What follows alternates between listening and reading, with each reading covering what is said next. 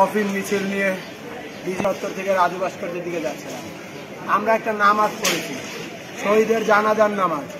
সেইখানে আমাদের উপর গুলি চালাইছে পুলিশ, ককটেল মারছে একের পর এক। দেখেন আমাদের এইখানে হাজার হাজার ভাই, শত শত বোন, ককটেল আর রাবার বুলেট এবং টিয়ার ছেলেরই আহত। আমারই হয়ে গেছে।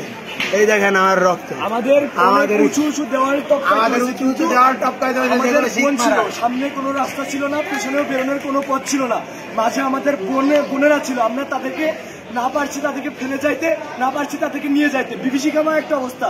এই অবস্থায় প্রশাসন যারা বাহিনী আছে আমাদেরকে পেছনেও যাওয়ার সুযোগ দিচ্ছে না, সামনেও যাওয়ার সুযোগ দিচ্ছে না। অনবরত শুধু হচ্ছে ককটেল নিক্ষেপ করছে, রাবার বুলেট নিক্ষেপ করছে। অনেকেই ওই পার হয়ে আসতে গিয়ে অনেকে আহত হয়েছে, কারো হাত ভাঙছে, কারোর পা ভাঙছে, সবাই অনেকে ইনজুর। খুবই খারাপ অবস্থা, অনেকে সেন্সলেস হয়ে যাচ্ছে আমাদের মেয়েরা। আমরা যাও একটা বড় দেয়াল টপকে যেখানের ভিতরে শিখছিল, সেখানের ভিতরে বাধা ছিল, আমরা আসছি, কিন্তু আমাদের বোনরা আসতে পারে না, তারা মার খাচ্ছে। আমরা আমাদের বোনদের যতগুলো পাশে উদ্ধার করছি, অনেকে ওখানে ইনজয়। সবাইকে বলতে চাই, আমাদের জীবন গেলে যাবে।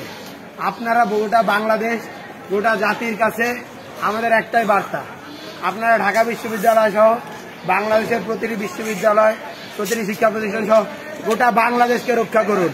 সবাই রাজপথে নেমে আসুন। ঢাকা বিশ্ববিদ্যালয়কে আজকে আমাদের ঢাকাবাসী, আজকে জাতিকে রক্ষা করতে হবে। পুরো জাতি এই চলে আসুন, পুরো জাতি ঢাকা বিশ্ববিদ্যালয়ে সবাই ঢাকা বিশ্ববিদ্যালয়ে নেমে আসুন। ঢাকাবাসী যারা আছেন, আশেপাশের যারা আছেন, সকলেই ঢাকা বিশ্ববিদ্যালয়ে চলে আসুন। পুলিশি ব্যারিকেড কিচ্ছু ভাঙবেন না।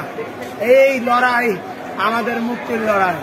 আমাদের বোনেদের, আমাদের ভাইদের বারবার শহীদ করা হচ্ছে। সেই শহীদের জানাজা পরে আমরা যখন কফিন মিছিল দিচ্ছিলাম, সেখানেও আমাদেরকে উপরে স্যান্ডউইচ করে ডিজি চত্বর এবং টিএসসি দুপাশ থেকে আমাদেরকে ককটেল মেরে, রাবার বুলেট মেরে, আমাদেরকে টিয়ার শেল মেরে আহত করা হচ্ছে। এখনো মারা হচ্ছে।